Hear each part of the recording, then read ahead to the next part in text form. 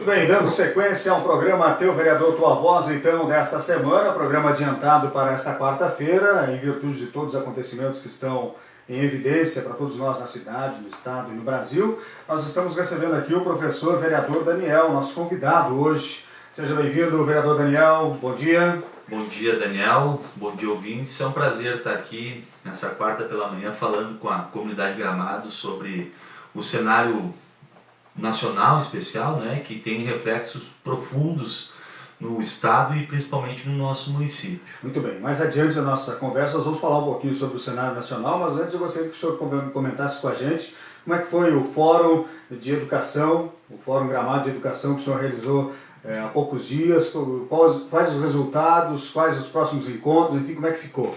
Exatamente, o Fórum foi um sucesso, né? Nós conseguimos trazer para o Fórum, juntando a organização, 150 pessoas, né? Os participantes e a organização. Foi um momento de muito debate, foi um momento de construção democrática, onde o objetivo do Fórum foi alcançado. Por que ele foi um sucesso? Porque ele deu voz à comunidade, ele deu voz aos professores, aos pais, às pessoas que participaram. Então, o próximo passo, que inclusive seria feito essa semana, mas nós vamos adiar para a semana que vem, até pelos eventos, pela questão de locomoção de alguns integrantes, né, que ajudaram a organizar o fórum, que é montar uma carta, né, nós vamos agora construir um documento com as demandas do fórum para entregar para as autoridades do município, né? Nós vamos entregar para o prefeito, para a secretária de educação, para as escolas, enfim, vamos divulgar para a imprensa, para a comunidade, né, o que se deliberou sobre o fórum. E também nós teremos agora uma sequência de outras atividades. Aí nós vamos trazer palestrantes, nós vamos trazer, a ideia é fazer uma atividade em conjunto com a escola do Legislativo, né, para a gente poder aproximar o Legislativo também, não ser só uma ação isolada do vereador professor Daniel, mas trazer o Legislativo para esse debate, né, para ajudar na construção de uma educação de qualidade para o nosso município. Esse foi o objetivo do Fórum e fico muito feliz com o que aconteceu, né? Foi um momento de muita construção, de muito debate, de dedicação também, né, das pessoas que tiveram presentes.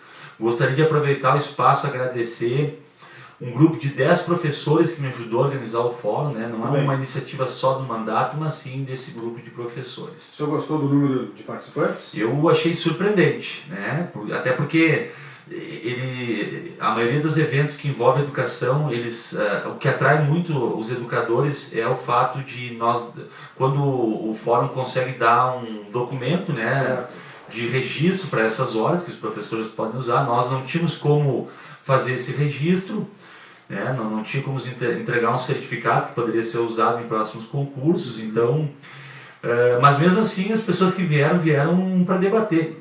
Chamou muita atenção a presença dos pais, arquitetos, né, pessoas que vieram falar sobre acessibilidade, sobre inclusão, né, e me chamou a atenção do número de pais, que quase chegou ao mesmo número de professores. Isso mostra que há uma parte da comunidade muito interessada no futuro, né, nos rumos da educação. Mas para as próximas atividades nós vamos também ter certificado. Pois é, o que vai ser debatido depois desse documento? Isso, nós vamos agora, na construção do documento, né, nós vimos que existem algumas demandas que são urgentes, né?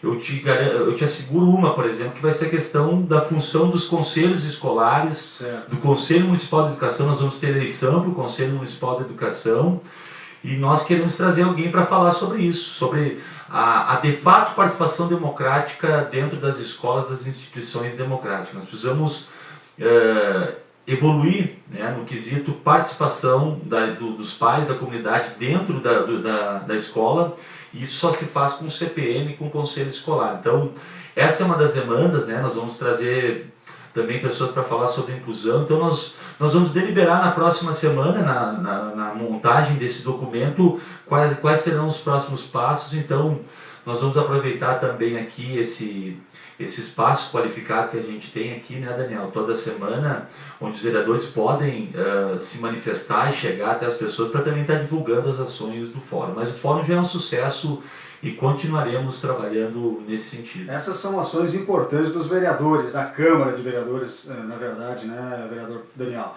que é trazer a comunidade para conversar, que é debater, que é apontar, muitas vezes não só criticar, mas apontar caminhos que podem ser executados pelo Poder Executivo, não é? Exatamente, e essa é a intenção do fórum, né? Eu gosto de lembrar isso, eu sou um vereador eleito com 1.223 votos e estou representando a comunidade. Embora eu seja líder do governo, né, e tenho muito orgulho de ser o líder do governo, ter a confiança do prefeito Fedoca, isso também não me autoriza a concordar com tudo que acontece, né? É óbvio que eu sou o líder do governo, apoio esse governo, mas nós como vereadores nós temos um patrão, né, que é a comunidade, né? E em defesa da comunidade nós fizemos um fórum, não para atacar a Secretaria da Educação, como algumas pessoas insinuam, não é, é para contribuir com a Secretaria da Educação, é para contribuir com o prefeito, é para contribuir com o Ministério Público, os pais, com as direções de escola. E por isso que nós vimos muitos diretores de escola, né, no fórum, nós vimos supervisores, professores, pais, interessados, porque é um interesse coletivo, né? E a função do vereador, né, que é também fiscalizar e criticar, né, e é importante, sendo a situação, a oposição, é também ser proativo, é apontar, né, e esse é o objetivo do fórum, apontar caminhos para a gente sanar os problemas que a gente enfrenta hoje na educação do município de Gramado. E parar de ficar olhando para o passado também, se foi ele ou aquele, né, todos os governos, tanto município, federal, tiveram avanços, tiveram problemas, e nós precisamos olhar para frente. Eu tenho dito isso o tempo todo, olhar para frente e buscar a solução para os problemas. E as coisas andam também, né? A área digital está aí e o poder público tem que acompanhar isso, né? Exatamente, né? Nós precisamos acompanhar. Inclusive eu fiz um pedido na semana, a gente vai identificando as coisas com o tempo, né? E nós temos uma característica interessante na Câmara que transita por toda a cidade, transita por todos os temas. Nós temos o Renan do esporte, nós temos o Bira na saúde, o Vonei na saúde, o Everton, que tem mais uma relação com a parte da economia, né? O Luia, que é um cara que também transitou pela cultura, foi vice-prefeito, secretário, meio ambiente, cultura, o Ronsone Rose, que tem uma base mais na região da Grande Várzea Grande, né, que tem conhecimento também como secretário de obras, secretário de adjunto. Então nós temos uma Câmara de Vereadores que de certa forma representa os anseios da comunidade, né, e nós precisamos também usar da nossa expertise, eu como professor, para buscar avanço. Eu vou dar um exemplo, eu fiz um pedido agora na semana, onde eu estou identificando há muito tempo que o município tem uma disciplina, que é a disciplina de História e Geografia do Turismo, uma disciplina que trata da questão da cidade, mas nós não temos um material didático, né? Eu estou pedindo para o município, e inclusive coloquei no pedido, me coloco à disposição inclusive para organizar um grupo de estudos, né, de forma gratuita, voluntária, para nós produzirmos um material didático para os alunos, principalmente do Fundamental 1, falando sobre a história de Gramado, sobre a geografia de Gramado, sobre o turismo, sobre o motor econômico da cidade. E eu identifiquei esse problema numa atividade que eu fiz agora com os alunos. Eu sou professor também, né, do Santos Dumont. Nós fizemos uma mostra de história, onde nós temos muita dificuldade de encontrar materiais sobre a história de Gramado. Nós temos livros muito bons, né, da Marília, da Iraci Cope, do Gilberto Drexler, enfim, né, nós temos material, mas nós não temos material didático específico, né, e nós temos uma característica de uma cidade que recebe muitas pessoas de fora, que são gramadenses, assim como o meu pai veio e minha mãe do interior de Nova Petrópolis em 1970, a partir dali se tornaram gramadenses, assim como muitos outros exemplos, mas que nós precisamos fazer com que essas pessoas tenham pertencimento à cidade. Nós precisamos, então, lá na escola, na base, também oferecer um material de qualidade para os professores também trabalhar e para os alunos terem esse material e guardar ele sobre a história, sobre as nossas personalidades, sobre as famílias que construíram a cidade, sobre os pontos turísticos. Esse é um pedido que eu fiz baseado, então, na minha expertise como educador, né? Mas lembrando também que o vereador não pode só se focar numa área. O vereador, evidentemente, né? O vereador é de toda a cidade, de todos os bairros, de todos os assuntos. Pode ter feito mais voto num bairro, no outro, mas é da cidade toda. Mas tu tem que fazer ações por toda a cidade, tá por toda a cidade, é o que eu tenho feito. A audiência com a EGR te frustrou um pouco? Olha, não me frustrou porque não esperava muito mais do que isso, né? eu acho que ela foi importante, nós criamos um canal com a Comissão de Assuntos Municipais da Assembleia Legislativa, que já está protocolando lá uma audiência com a EGR, lá na EGR, né? Nós vamos tentar levar a audiência para a Assembleia Legislativa, porque nós precisamos de resposta. Lamento, né, o representante da EGR não vir, dizer que foi comunicado muito tarde, sendo que eles receberam com um mês de antecedência, né, foi protocolado via Assembleia Legislativa, mas foi legal a presença dos vereadores de Nova Petrópolis. Se não tivesse combustível, tudo bem. Isso, tinha, né? A Associação dos Moradores também se fizeram presente, então nós não podemos deixar de cobrar, né? Eu recebi algumas críticas por ter chamado uma audiência com a EGR, mas eu, como vereador, eu não vou me furtar de cobrar, eu não vou desistir. Eu ouvi muitas pessoas dizendo, eu não falo mais sobre a EGR, não busco mais. Eu não me autorizo a fazer isso porque a população de Gramado não me elegeu para dizer que não tenho o que fazer e eu não vou fazer mais nada. A população de Gramado me elegeu para cobrar, para buscar, para esgotar todos os recursos buscando melhor para a população. Ok. Vamos falar um pouco sobre o cenário nacional, o que a gente está vendo, toda essa movimentação nessa semana, vereador, enfim. É um momento delicado que vivemos no município, no estado, no Brasil, enfim, um momento complicado para todos nós, não é? Exatamente, né? Um momento de reflexão. Jamais visto, eu pelo menos nunca tinha visto. Não, eu tenho 39 anos, sou um pouco mais velho que tu, né, Daniel? 2 anos só. Só 2 anos, né? A gente tem da mesma geração. geração. Nós pegamos lá o início dos anos 80, mas havia uma crise de abastecimento, havia uma crise de inflação, mas uma paralisação desse nível nós nunca vivenciamos, né? Então, é muito difícil também eu como historiador tenho essa compreensão, é muito difícil tu ter um diagnóstico exato do que está acontecendo em tempo real, né? Nós temos as nossas avaliações, eu respeito as avaliações que todos fazem, né? Mas é muito difícil identificar o que está acontecendo no momento real. Isso também eu já falava em 2013, 2014, eu já me preocupava muito com alguns acontecimentos que inclusive levaram ao impeachment da presidente, porque nós trocamos uma presidente que vivia uma crise política e colocamos o poder do vice-presidente que também tinha muita dificuldade, né? E continua com muita dificuldade de autoridade para governar. Então, sobre a paralisação ou greve, né? Eu sou professor do Estado. No ano passado nós paramos, né? Durante 10 dias.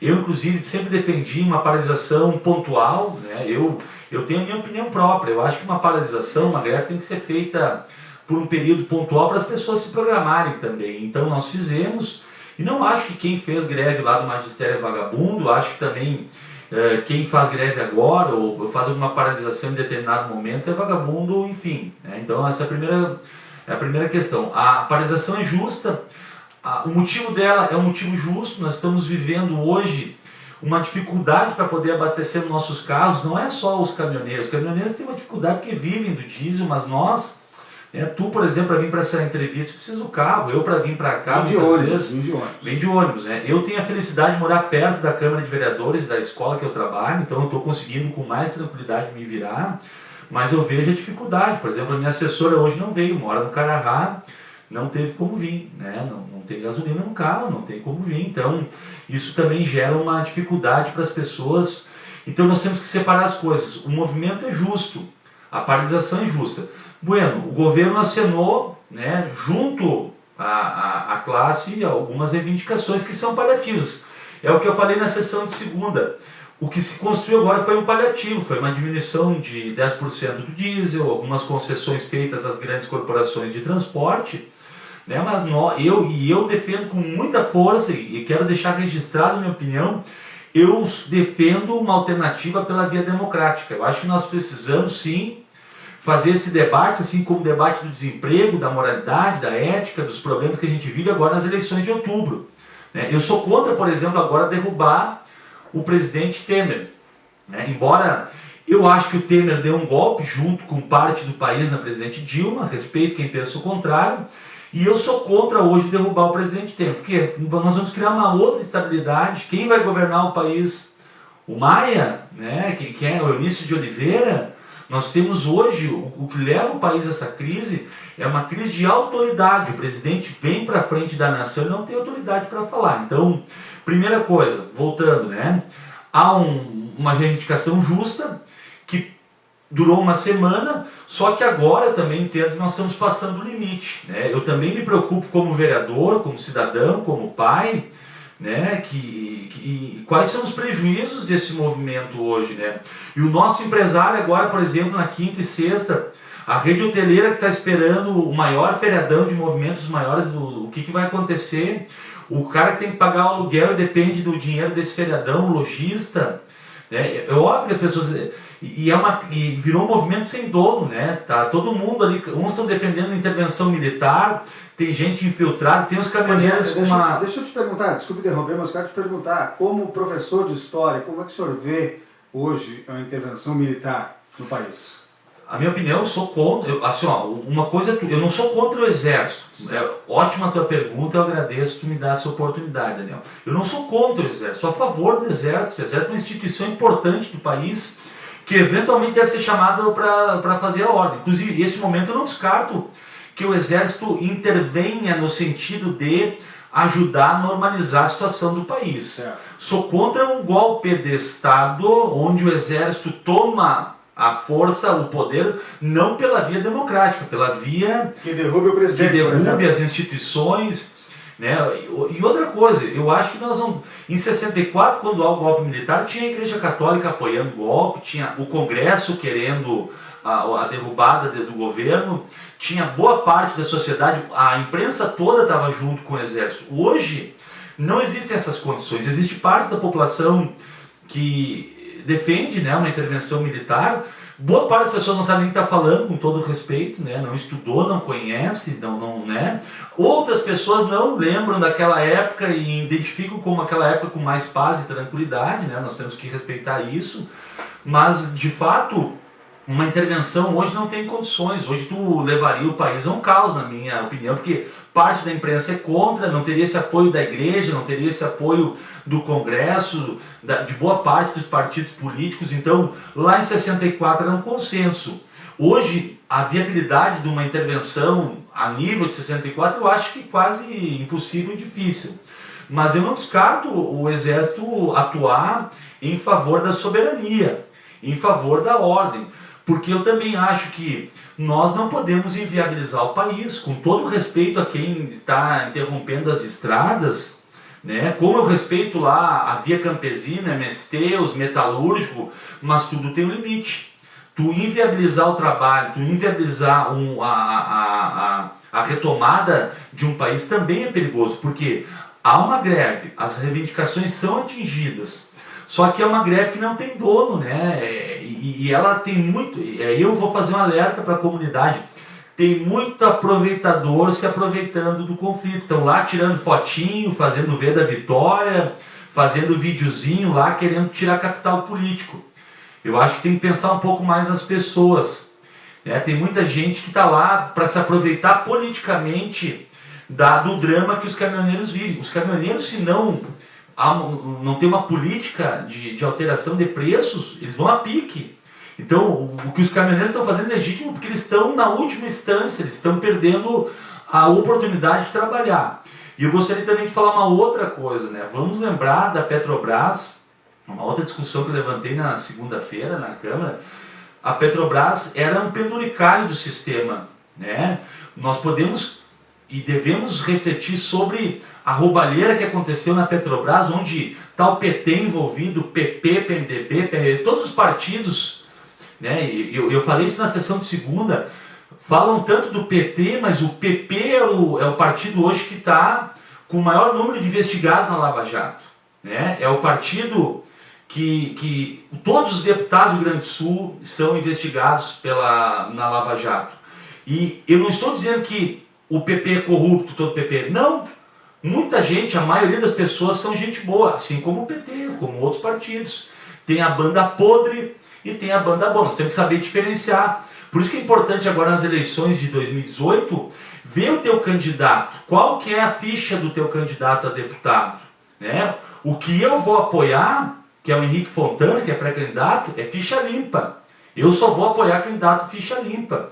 Inclusive o meu partido, eu tenho cobrado nas instâncias que o meu partido ele também tome uma posição, né, de renovação nessas eleições e dizer que em 2002 a Petrobras era um penduricalho, ela vai virar uma das maiores petrolíferas do mundo no governo Lula, no governo Dilma, e isso é o saldo positivo, porque ela começa a ter autonomia, ela começa a produzir mais petróleo, refinar mais petróleo, e nós estávamos chegando à autonomia, nós estávamos refinando praticamente todo o petróleo que nós usamos. Quando entra o senhor Pedro Parente, que também foi lá ministro do governo FHC no apagão, também é um gestor que vai, né, que tem um histórico que eu não vou deter a falar sobre o histórico dele, ele vai fazer uma política, é só observar, no momento que dá-se o impeachment da presidente, entra o governo Temer, o Pedro Parente vai para a Petrobras, começa a aumentar o preço de forma completamente desproporcional. Por quê? Porque nós estávamos acostumados a uma estatal, que era a Petrobras, que era uma das únicas do mundo que tinha política de preço independente do sistema internacional.